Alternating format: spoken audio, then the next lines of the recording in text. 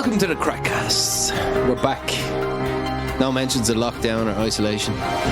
Just straight up news and opinions and getting into the weeds on the topics this week. How are you, Mike? Doing good. I can definitely talk into the microphone for hours now. Why is that? Well, I haven't really had anybody to talk to at all for the last couple of weeks. So. I have to say, I have gotten looking forward to podcast time more than usual this week. Josh, how about you? Are you enjoying this splendid break from isolation? Well, no, I love isolation because it means I don't have to talk to people or spend time with people. You get to do your favourite things. You get to sit at home, work on your music, not have anybody annoy you. You know, I mean, this is heaven for you, right? Absolutely right, yeah. It's the best time of my life so far. Well, okay, somebody's enjoying lockdown anyway. So let's get started this week. Fire! Oh, fire! Yes, you mean, like forest fire. We're recording this on the 25th of April, and of course, there's been a really devastating forest fire in the Biesbra National Park. Mike, tell us, 6,000 hectares ablaze. I mean, this the Air Force have been called in. There's, the Army are getting involved. I mean, have you seen anything today that makes you think we can get on top of this? Well, it has been, quote unquote, contained to some extent, but this is a huge fire, especially considering that it's the beginning of the season. So, it's not even summer yet and it's already burning. But what people don't realize is that Pune has been suffering from some very dry, drought-like weather for extended periods of time now. Winter was, it was warm. There was no snow, so there's no snow melt coming down the rivers. There's no rain. Forests are basically tinder dry right now, and now that the weather's gone a little bit warmer, it's perfect for fires to start spreading. Josh, I know it frustrates you when weather like this gets tied to global warming. Is anything you want to rant and rave about?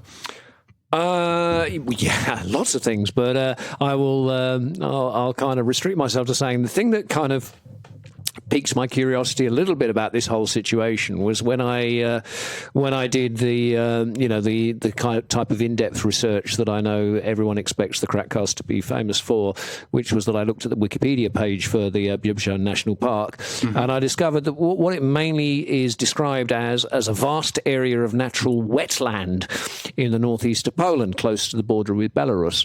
And I'm thinking wetland. Okay, so this is not we're not talking about, savanna or kind of high pampas or something like that. Yes, yeah. So, So, like, if swamp is catching fire, then that does suggest a kind of a degree of dryness in the area that is, hitherto infrequent. I don't know. I mean, it has to be said, like, 6,000 hectares is an enormously large area, but the total area of the park is approaching 60,000 hectares. So we're talking about kind of 10% of the total. So whilst it's definitely like a major... It's a lot though, isn't it? Well, it's a major bad thing, but it's not like the whole thing is being totaled. It's, I mean, I think it's fair to say it's one of those stories, Mike, where you read it and you just kind of think, fire bad, hope it goes out. Not a huge amount of debate and analysis to be had on this one. I was trying to tempt Josh in there with a few, climate, get a few of his mad theories out there. Climate theories. He didn't go for can definitely feel on this. Because everybody's complaining about the low water levels, which are true right now. River levels, water is at a premium right now. It still is really low. But the thing is, Poland is generally in a very dry part of Europe. What most people don't realize that over 100 years ago, there were already plans for canal and reservoir systems to retain runoff and rainwater, so there will be something actually to water the fields and irrigate the fields. That was never developed. Half of Poland's water retention system was built before World War II. It's already falling apart, and because they knew this was a dry area to actually have any agricultural development. So the fact that there's low water levels right now, it's worse than it usually is. And, you can talk about climate change or not, but this is something that's expected here. So the fact that there's a drought here, the fact that water levels are low are not anything surprising. Mike, you amaze me as always. I actually assumed you had nothing interesting to say about irrigation. How wrong I was. I have nothing interesting to say about irrigation, but that was very interesting. You're all about the plowing dry fields. Huh? Our next story this week is not really a story at all. Josh, you sent me this link. Your love of the English word, the great novel, is legendary around the expat community. One of the most well-read men I know, shelves of books line the KrakCast studio. And you got excited when you saw a review of a new novel because you think it might be something that, well, I kind of suggested this, but we could both read it and maybe review it on the show. We don't want to commit Mikey to this because he didn't seem enthusiastic. Talk more about this book first. Well, yeah, it did catch my eye because, I mean, you know, the initial headline was kind of like Polish novels selected by Sunday Times as one of the, you know, the 20 best new novels coming out, blah, blah, blah, blah, and everything like that. And you think, okay, so what's this all about? And then I clicked on the link and had a look, and it's what's the author's name? Stepan something or other. I forget that. That's Stepan Twardoch. Oh yes, of course. Why do you make me do it? Mike, you speak Polish. It's more entertaining when you try. No, Just so the KrakCast listeners know, I think it's important to use names. That's why I mangle your surname. So I'm not doing it to cruelly torture our Polish listeners. I just feel it's important to state names. Sorry. Right. So anyway, so I have a look at this book, or at least, you know, the link that it led to, and the book is called The King of Warsaw. Good title. Yes, yeah, punchy, which is you know, an appropriate kind of like adjective because it turns out that it's kind of set in the in Warsaw in the early years in the build up to the Second World War. It involves kind of Jews, it involves boxers, it involves gangsters. Let me read this. The plot of The King of Warsaw is set shortly before the outbreak of World War II. Its main protagonist is a boxer, Jakub Shapiro, who is revered as a hero of the Jewish community in the Polish capital. In its review of the novel, The Times writes, in this febrile atmosphere, a 17-year-old Jewish boy becomes the unlikely sidekick of a boxer turned gangster. The Times also added that this extraordinary novel deserves a wide audience. It sounds like one of those kind of sweeping tales, taking in a lot of history as well. Josh, sounds like juicy stuff. I'm excited. Is that what kind of caught your eye? The whole? No, absolutely. I mean, you kind of think, is this going to be like in the tradition of the, you know, the some of the great American novels of the last 20 years by people like, you know, oh god, the names escape me. But you know, like one of these big kind of, you know, going to take you like a fortnight to read, and you know, lots of characters, lots of, you know, like unnecessary violence, kind of descriptions of this and that, and corruption and crime, and kind of, you know, possibly a little bit of human redemption, you know, real novelistic. Okay, so we're going to read this. We are going to read it, and we're going to review it. Yeah. And here's another promise I'd like to make to our KrakCast listeners. I just got an inspiration, Josh. In the article, it says the translation is by a man named Sean Gaspar Boy. Strange name, anyway. And I want to try. I'm going to email him, see if he'll speak to us. Yes. Because I think Mike's brought up a few times, you've brought up, it's a very interesting process translating a literary work, and I think it deserves a bit of attention, you know, because you know, I'm fascinated by that process. I think there's something oh no, absolutely. I mean, I've almost alchemical about it. I mean, I have a tiny amount of experience with all of this, and I have to say that there have been some, you know, like great foreign novels that have been translated into English, and the translations have worked so well. And having done a small amount of work in attempting to kind of translate, or actually not translate because I'm not a translator, but in terms of proofreading, kind of correcting, you know, trying to kind of convey the essence of the meaning of what was done in the original language into the new language. You know, the degree of where you kind of paraphrase what was originally written, and when you reach for the appropriate expression so that the new language listener will understand it in the similar context. And good translation, particularly of literary works, is very, very difficult indeed. And for me, it's always very heartening to see that when there is a great book translated from a foreign language into, whether it's, well, I guess for me, English, if they've done a good job, then I think it's great that the translator gets the kind of recognition that I think that they fully deserve.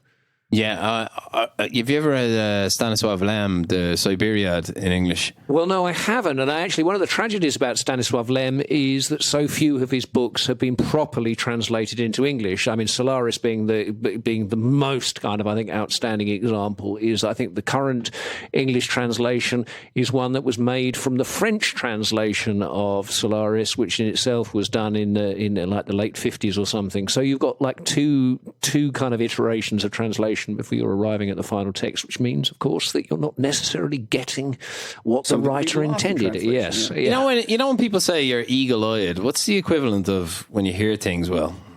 Well, it would be like bat-eared. Well, any of our bat-eared listeners might have heard me tapping away on my... Although we shouldn't really talk about bats at the moment. All right, don't say. Yeah, you're throwing me off my game now.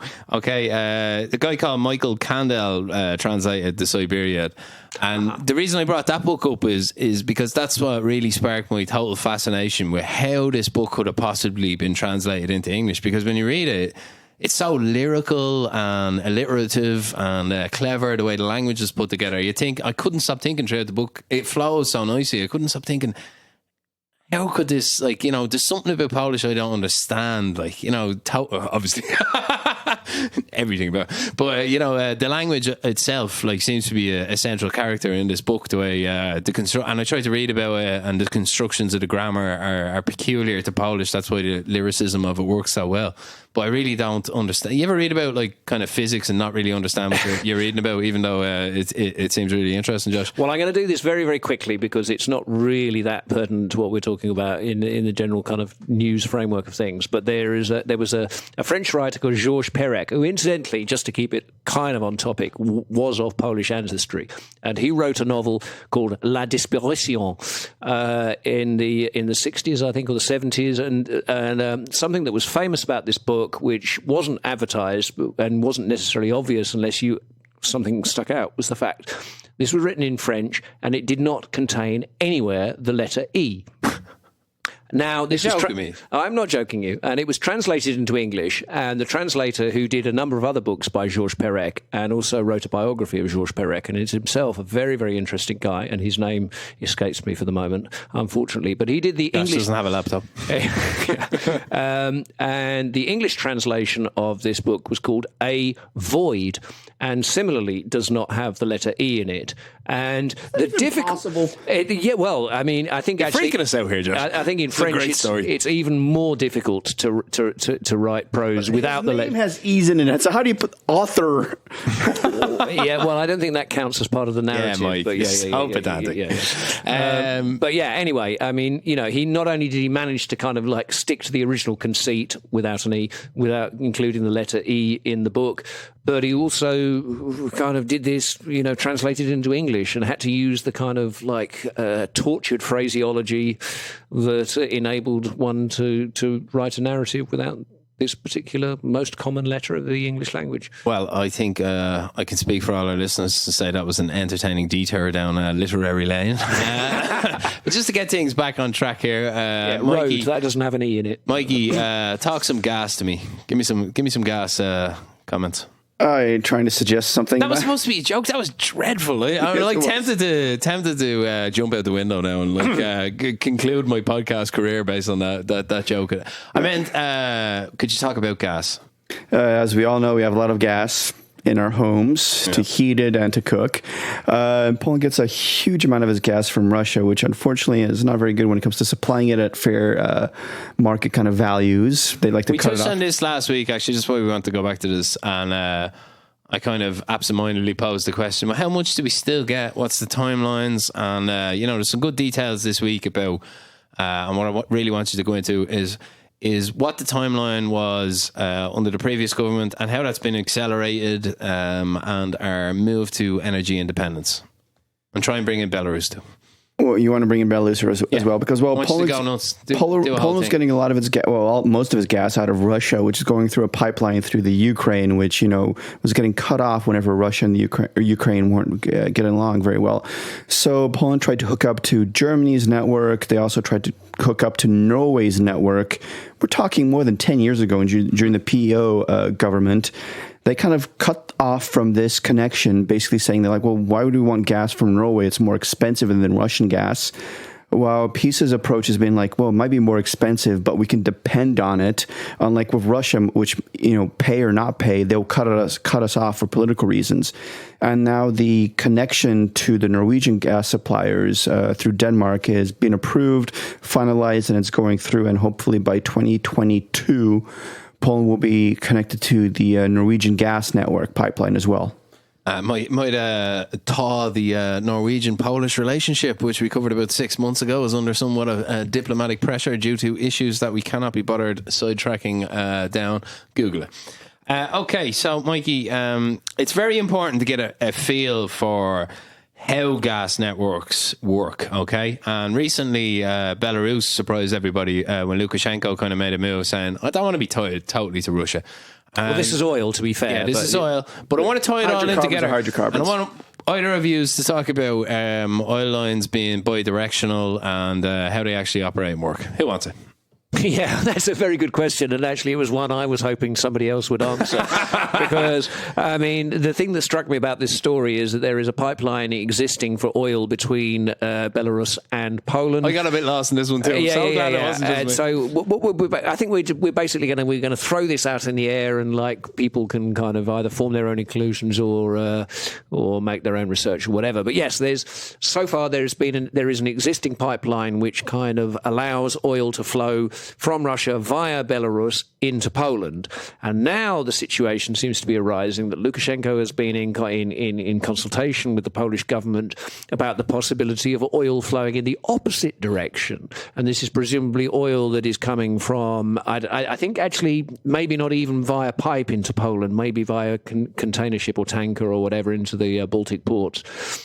And then connecting to a pipeline there and enabling Belarus to have access to oil from the opposite direction, i.e. from Poland rather from Russia.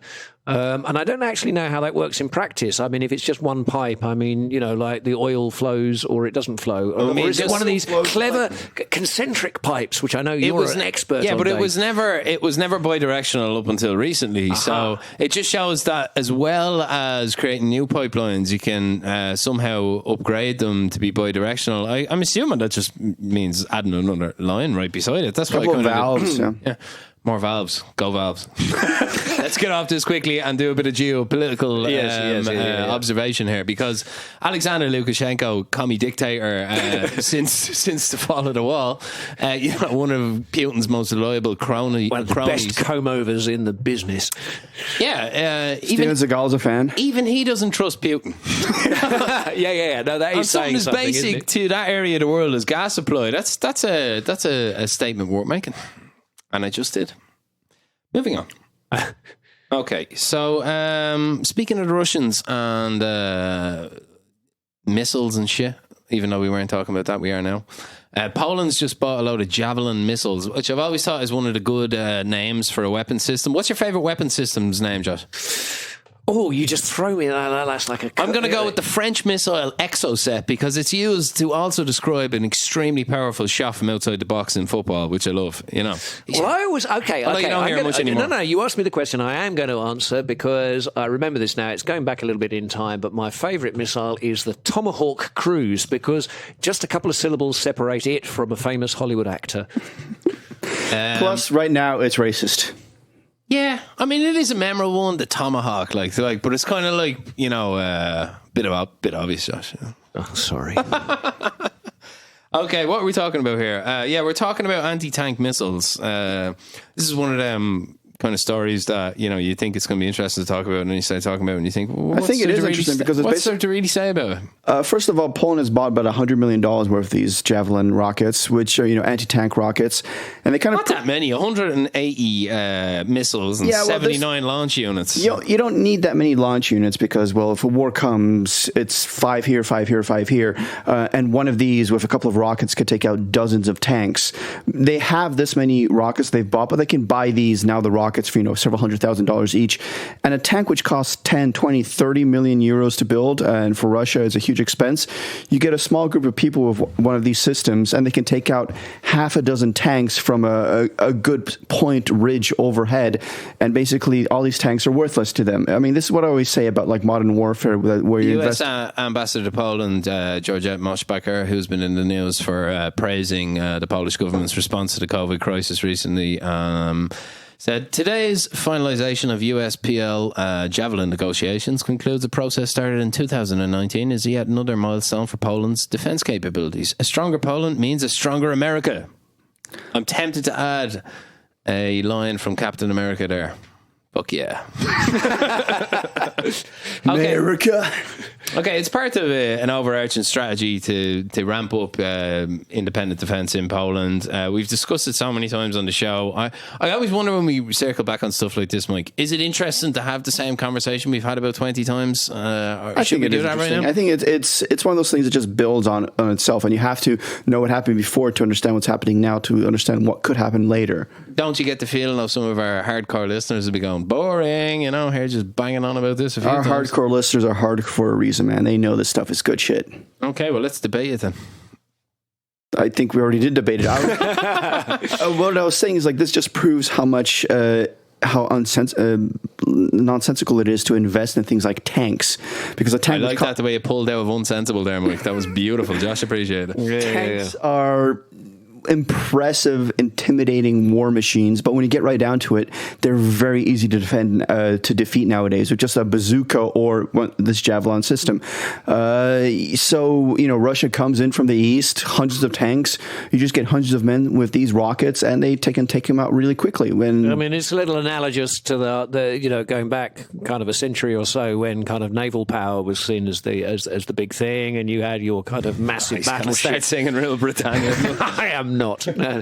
You have your massive battleship, laden with 6-inch guns and all the rest of it that can do. You can see it tearing up.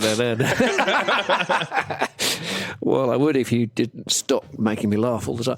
But there was a kind of realization, during the course of the 20th century, that if you were successful in sinking one of these battleships, which was something that submarines could be quite good at, then you had a relatively small and maneuverable kind of anti-battleship procedure, which was a submarine, and it would take out a battleship, and all those guns were no longer functional. And of course, a similar thing applies to an aircraft carrier. So, cutting to the chase, kind of like tanks are, awesomely effective in terms of kind of, like battles on land against kind of infantry and well-defended positions. But if you have the capability to take out tanks, then they are no longer so effective. Astutely observed. I think military genius, John. Sport for duty. Okay, sorry to be so sarcastic, Josh. I've had a few beers. The Online Nations Cup is a very exciting event because all sport has been locked down. Sports news. Chess. I just love the way we went from tanks to chess. I can do anything. People are going to wonder what our end game is. Yeah, but basically, look, there's one sport that you can make a credible argument that you could genuinely move the whole thing online and no one would care, and that would be chess, wouldn't it? And it is kind of cool, chess. We're talking about some of the smartest dudes in the world frowning at each other for hours on end while they, try and figure out shit. Some of the most kind of like socially dysfunctional people in the world. Yeah.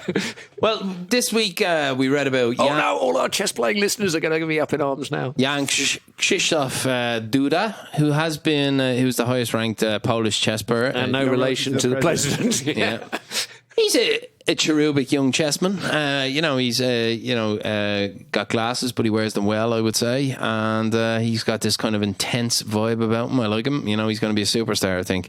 But I'm a bit angry, Mike, because I'm looking here at the International Chess Federation's Twitter feed, and I've got the captain, Gary Kay. Absolutely no problem with that. Kasparov, legend of the chess game, grandmaster of grandmasters. Yeah. I mean, obviously that's a good show. They've got their ringer in there. But he's the captain. Does he play? GK. Does GK play? Mm-hmm. Anyway, number one, Maxime Vachier-Lagrave has 2,860 points, and number two, Levon Aronian, 2,778. But here's what I don't understand, yeah? Our boy Duda has 2,774, and he's on the reserve team, and Anna Muchik only has 2,533, Anish Giri only has 2,731, he's higher rated than them. What's going on? Is this diversity kind of making it kind of extending its evil tentacles into I just want to know why no chess players have names like Swanson or Smith or something boring like that. Well, there was Bobby Fischer back in the day. Oh, yeah, that was like last week, wasn't it? Well, it's a long time ago, dude. Like, I mean, he's right what he's saying. You don't hear about many. Isn't there, like, it's Swedish dude now, isn't it? Magnus Carlsen is the main man. He's the top boy. Well, there was a British grandmaster a few years ago called Nigel Short. Nigel Short, yeah. That's You've got to admit that's a pretty dull name. That's the 90s, dude, isn't it? Yeah, whatever. I mean, kind of. Some of us are not so young anymore. 90s still feel like a few years ago to us. Yeah. How I wish the 90s were recently best decade ever. Okay, moving on. Interesting story here. We are, we're going COVID. Poland has sent a medical crew to the US. Interesting kind of cooperation here, showing support for a big ally, but also a bit of cross-training going on, Mikey. Oh, basically, this is like a quasi-military organization. Basically, 9 medics. Yeah. The medics, basically. Yeah, they were in Lombardia in Italy. They gained some experience there. Now they're going to Chicago to see what the situation is there, to train and help teach the medics there how to function and to get experience there as well. The kind of funny thing is they're working in one of these like newly built like hospitals there in McCormick Place in Chicago, which was set up to handle tens of thousands of potential patients. They've got like 3 in there right now, so I don't know what they're going to do. McCormick Center in Chicago is known as kind of like the exposition center. That's where the car auto show every year is held, and like all your international kind of conventions and stuff like that. So they set it up as a kind of a hospital there now. Josh? Yeah, I know that the Tottenham Hotspur Stadium is used as an NHS support kind of facility at the moment, but I think that has no relevance at all to what we're talking about. Yeah, sure. What can you say, really? Hope they do well. Only 9 medics, really, at the end of the day, isn't it? It was one of them links that looked a bit more interesting when you read it this morning, wasn't it? Yeah. Sorry, listeners. We put a lot of production effort into this show. Not really. It's not our fault if the news sucks. Okay. All right. I want to talk next about something that's always been very interesting to me. I hope you're ready now. We're about to have a serious political debate here, lads. Okay. Mm-hmm. Wood or bricks? How do you build your house? House building. Now, this is fascinating for me, I really actually. think this is a really interesting conversation that we don't have enough in Europe, especially. I think I absolutely agree. I know this is going back many years, but my parents relocated to the United States in the 1980s, and one of the things for them that was fascinating was that the majority of the houses were timber frame houses, which is something that just doesn't happen in the UK, doesn't happen in Ireland as far as I'm aware, and I think it's not really that much of a thing in Poland. These houses are much quicker and easy to erect. They're also quicker and easier to demolish and replace with a different, more up-to-date structure. There are pros and cons in both kinds of building techniques. I think as someone with a British background, I tend to have that feeling that good old bricks and mortar. Not a real house if it's wood. Yeah. I mean, I do remember being in American houses, and you'd walk around and you had the feeling that someone on the other side of the house, if they walked too heavily, the whole footsteps, and reverberation. Settles at the evening. Yeah, but guess what? You can hear that in a brick house too, because the joists between the floors are wood anyway. So. Well, if it was built like a brick house, but here's just to set this up properly. In Poland, there's a shortage of apartments. Basically, we want to get at the moment, the average in the EU is, I think, I forget my numbers now, 450 per 1,000. Yeah, 1,000 inhabitants, and in Poland. They're not quite up to that level yet. So there's a discussion going on about modular wooden houses. And of course, wood is one of those things that we think can never be sustainable. But I was watching a great documentary about the Northwest sold mills in the US, where they used to have these mill forests, for paper. And they, it was always seen as environmentally bad because, they were cutting down trees, right? But there was a cycle of growth there. The whole space was managed to grow and then cut down trees chunk by chunk by chunk. Yeah, well, there was a kind of planting new trees to replace the trees that you cut down. And what they did is they went back then, 15, 20 years later, and what they saw, and it's mentioned in that great article by John Sweeney, Recycling is Garbage, the classic New York Times article where he kind of destroys a few myths about conservative or about opinions about environmentalism, and one of them he touches on is the forest debate. Actually, if we're using wood the way it's supposed to be, sustainably building forests that will come back, and we're taking a huge amount of land and growing trees with it. What happened when you went back to the mill areas? It was all sold off to property developers to build houses. And what's the first thing they do when they build a house? They cut the trees down. So forests were replaced with urban sprawl, basically. So I mean that's a weird choice we don't talk about enough. And wooden houses have so many advantages when you think about it. I used to know a fascinating guy, a builder who was from Boston, who lived in Dublin, and as he said, he goes, Irish people don't think a house is really a house unless it's built out of bricks and mortar.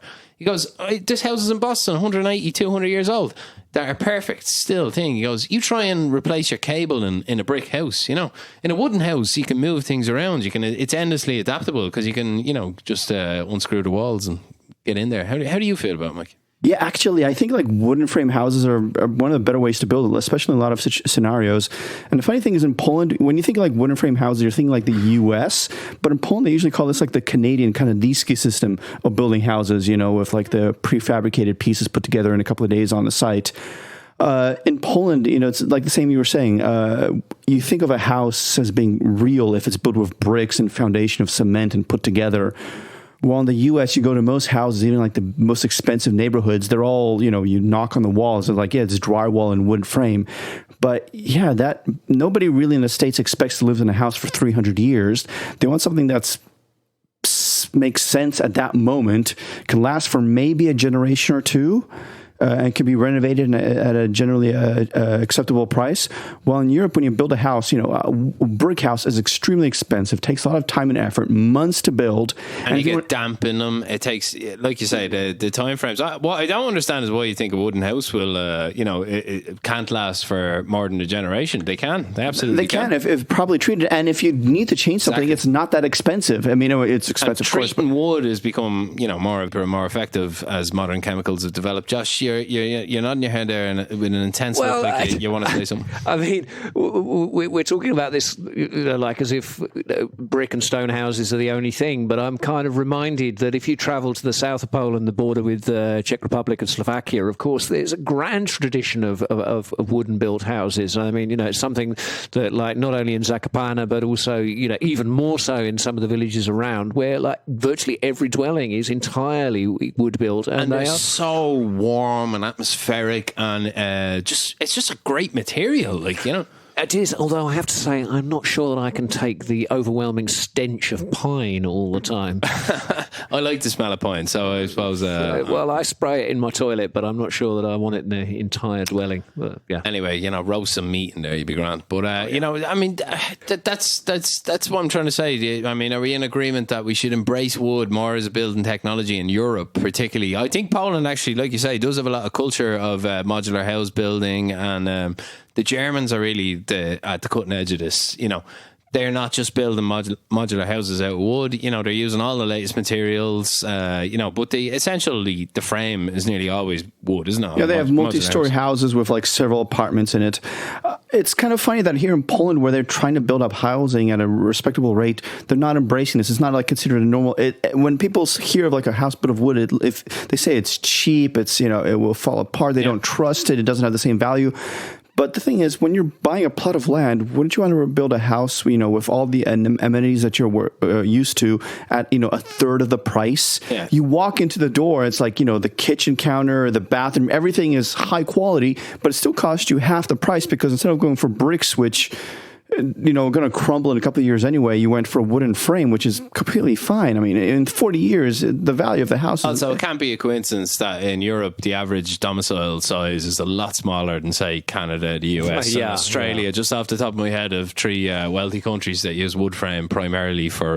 we're talking, of course... nobody's talking about building a bloody apartment building out of wood. We're talking about houses, and properly treated and things. As I said, this is something I want to talk about for a while because I think I mentioned a few minutes ago. But I caught a very interesting discussion one time in the pub between an American builder and my buddy Darren, who I can tell you is a dedicated non-listener of this show. Shout out to him there. And the two of these guys, actually had a really fascinating debate about the best way to build a house. And I have to say, I thought Darren, well, at the start, was putting a very good case together that brick houses have evolved far beyond the stereotype that was being presented, and that he was talking about how you can A grade them and make them neutral to this new grading where no heat in or heat out is needed. Oh, the kind of like insulation type kind of coefficient or whatever. It's an insulation standard that basically means that you don't need to heat the house. It's that well insulated that it regulates itself. So it was a very interesting discussion. I want to say, Darren, you inspired me. So on to our next topic. Yeah. Enough houses. Pigs. We've laid that brick. Oh, pigs. Yes. My favourite website, Pig Progress, has reported lockdown for 450. It's not just, it's nothing to do with COVID-19. This is an ASF outbreak in the west of the country.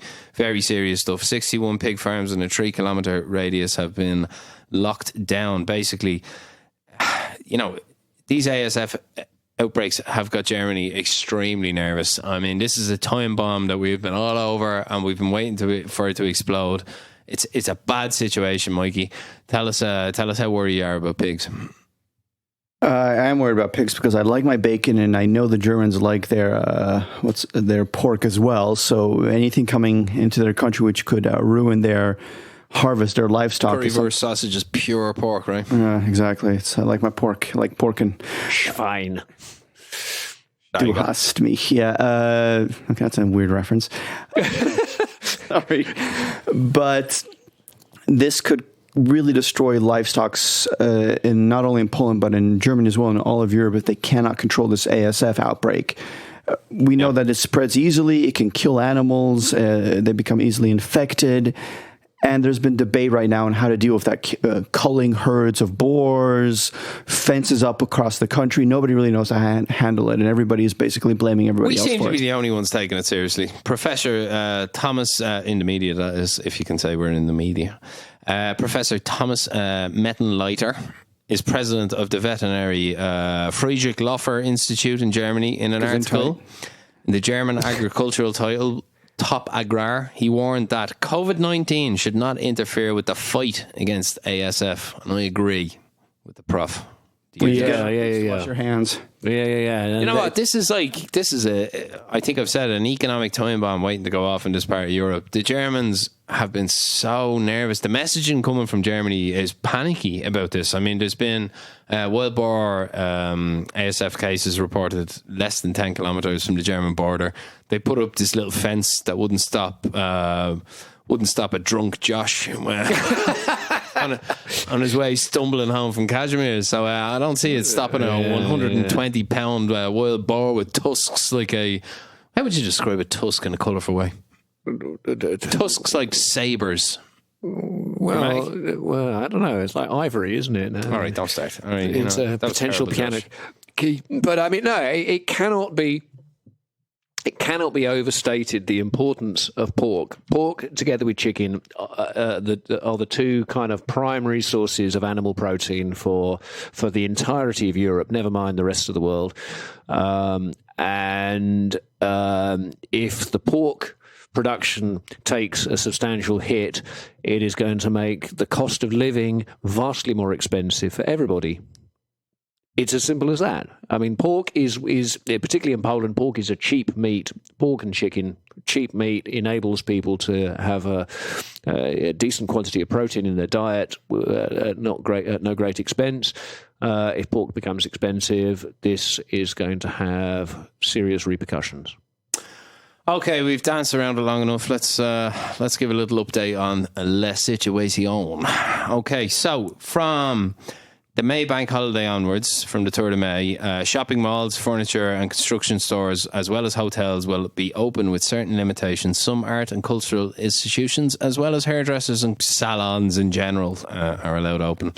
And a little later, in the middle of May, at the end of the month, the government plans to give a green light to actual bars and restaurants with significant sanitary restrictions. We'll get to that in a minute. Yeah, I'm interested. So much before. First of all, I want to comment on the picture in the story. I got this on, I think it was PolandIn.com, the government website, and I had a great picture of Morawiecki wearing a mask in a very fetching army-coloured green kind of North Face top with Polish flags on the side. Before we talk about the news, I want one of them. Yeah, I want to know where I can buy one of them because it looks cool as, I won't say the word. Yeah. But you don't have matching initials, Dave. I mean, you know, if you're like MM or ZZ or... It doesn't have his initials on it. It's just this looks this really nice colour, man. You know, it's got the Polish flags on the side. It's slick, man. It's like, anyway. Anyway, I like the jacket, Mateusz. So, what do you think about Szymowski's, the health minister's update, Mike? Well, I'm one of those people that think that all these limitations in our daily lives should be lifted as soon as possible. They're a joke. The lockdowns are not really helping. They're not. There is major questions to be asked whether any of it's effective at all. Like the 2 meter thing hasn't been studied. What do we know? I mean, how much damage are we going to do to the economy before we get back on track? Well, I think it's serious sanitary restrictions here, by the way. What does that mean? You know, exactly. 4 people in the pub. Generally, in a pub, you're hoping that they're washing all the glasses and wine glasses and the tap before they're serving you anyway. So, what else more can they do? Josh? Well, I think it's worth mentioning that, I mean, the news as of the last kind of, you know, going across the last 7 days or so is that the number of new infections, the number of deaths, the rate of increase has absolutely flatlined now, which means that not only is the numbers not getting any larger in terms of the rate, but they are actually kind of like falling off, which suggests that the measures thus far in place have been having some effect. And it would seem to me like, you know, perhaps if nothing else, the Polish people should be rewarded with a little more freedom because we've behaved pretty well so far. I think we're all ready to kind of chance it at this stage and just say, you know, we've tried to be good soldiers and all that, but you know, at some stage we do have to weigh up the economic damage that's going to be wrought. And it is happening, isn't it? I mean, you know. And I get it. We don't know what's going to happen. We might get, you know, re-outbreaks. We don't know if people who've been infected and recovered will get it again, or if it's going to be like malaria. You know, I mean, if this is going to be a permanent part of the human experience from now on, killing people all the way through the rest of humanity, we just don't know. We don't know enough to gamble away our entire economic future on a lockdown that we're not sure even is as effective as we hope. Is that fair, Mike? Yeah, I want to go back to the movies. I really want to go to the cinema. Yeah. I want to buy a beer and with a bunch of other drunk people around me and not worry about them coughing on me more so than usual anyway. We can dream, eh? Yeah. We can dream. Okay, let's talk about this nice little good news story about the Polish minister thanking this organisation, Polonia for Neighbours. All around the world, there's a large expats communities of Polish people, and they've been kind of coordinating their efforts online. John. Who's John? Yeah, John. Yeah, where's John, actually? Normally he takes part in these things, doesn't he? Yeah. It's John. That was a little slip of the corona got him. Yeah. But no. I have to admit, I was completely unaware of the existence of this organisation, but it is actually very pleasing. It seems to me that this is a Polish organisation that kind of makes deliberate attempts to coordinate with Polish expats around the world and wherever their adopted homeland is, encouraging them to kind of socially engage and to, you know, perform useful social functions. And particularly at a time like this when most of the world is under severe restrictions, it seems as though these people are doing, you know, very good things. And we're not talking just about plumbing, but I mean just general like neighbourly behaviour. And I have to say, what a terrific advertisement for the nation of Poland. And it kind of pains me somewhat to think that I'm not aware that the British people have anything approaching. I think I mentioned in pre-show that Dave is an Irishman. You know, you have your Irish bars everywhere around the world, and of course they serve a very useful function. But at this time, sadly, they don't because they're all closed. Yes, our thoughts are with one of our loyal listeners, Fergie, who I'm attempting to get back on the show to get a business owner's perspective on this crisis and the kind of effect he thinks it's going to have. There's the pressure's on now, Fergie. Reach out. Yeah, we could have like a secret recording at his place, kind of underground. No. We get that going next week. Yeah. Right. Okay. So last thing I just wanted to mention in passing is good old Magda Kay, famous protagonist of the KrakCast, our international drug dealer. Oh, you're talking football again, aren't you? Yes. Well, no.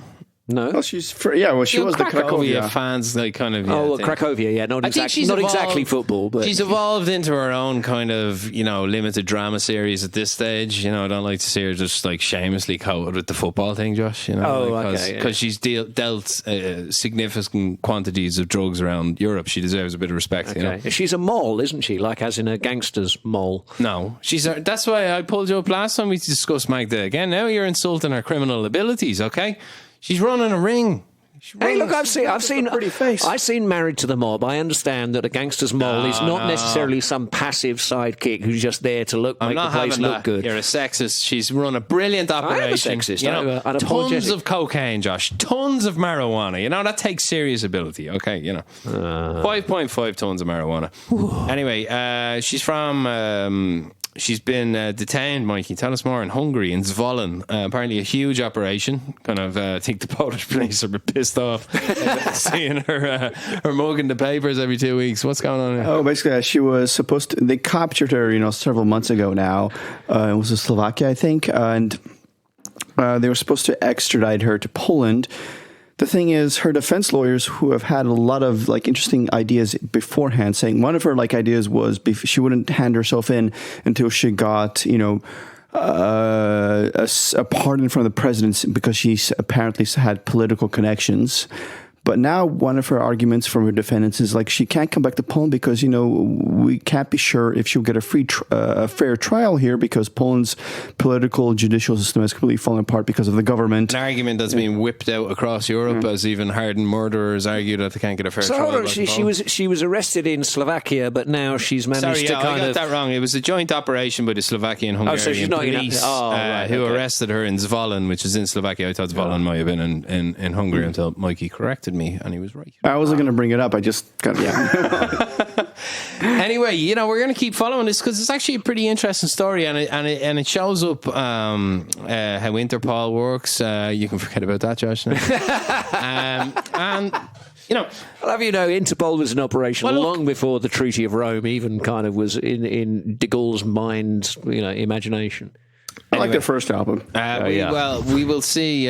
We've seen good cross-border cooperation to bring Magda back to the country, and now we shall follow her trial with great interest. We shall indeed. But for this week of the KrakCast, we have run out of shit to talk about, and my link well is dry. What do you have anything to add, Mike? Do you want to sing a song? Would you like to recite a poem? Anything? Trust me, you don't want to hear my poetry. It's it was really bad emo crap when I was in the 20s. Yeah. No last minute interruptions. Obviously the donate button still sits there. We never explained John's absence for the last 2 weeks. He has been assembling the autumn collection of sandals. Obviously, his summer sandal collection was pre-selected pre-crisis, but it takes an awful lot of shopping to get the autumn collection right because he's really striving for a no-sock blend of coverings yet freedom, and what he ends up buying is these kind of webbed, kind of half sandal, half shoey contraptions. You know what I'm talking about, Josh? And I think these disturbing footwear items he shows up in. It's a depressing kind of halfway point because they are neither convincingly sandals and they don't for one moment persuade anybody watching that they are shoes. So. Either that or he's getting his dome waxed. Anyway, that was all we had time for this week on the KrakCast. Bye-bye.